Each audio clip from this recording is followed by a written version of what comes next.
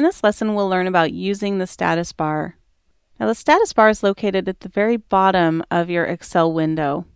It's this bottom bar here.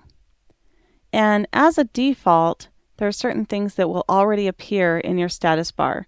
And if you go all the way to the left-hand side, you'll see that we are in ready mode. And this will tell us whether we're in ready or edit mode. So when we're editing cell information, this will change to edit mode. This button here tells us that no macros are currently recording. If we wanted to record a macro, this would be a shortcut in order to start recording a macro.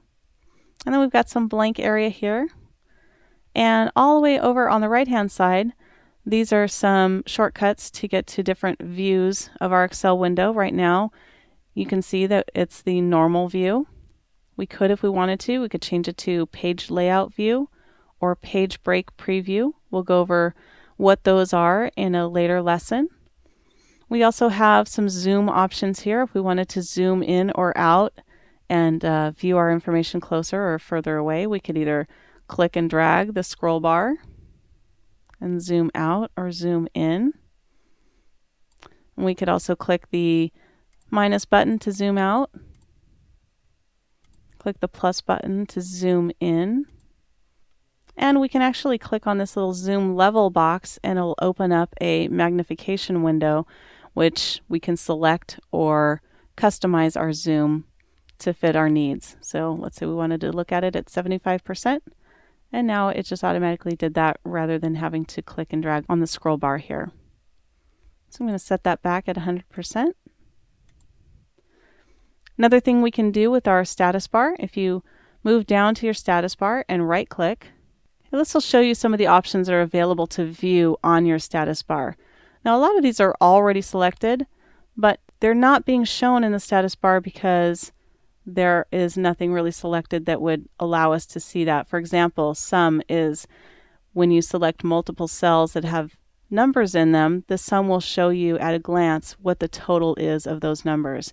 We don't have numbers selected right now, so that is not going to show us a sum or a total of the numbers that are selected. You can show whether your caps lock button is on or off. Let's go ahead and click that. And then just click in the middle of your screen. And now press your caps lock button and you'll see the status bar shows us that the caps lock is on. And if we press our caps lock button again on our keyboard, now that will disappear and show us that the caps lock button is not currently on. You can also do that with number lock. Turn on the number lock. Click in the middle of your screen. Again, you won't see anything immediately unless your number lock is on, and mine is. It is enabled. If you press your number lock button and turn off the number lock, you'll see that that will go away.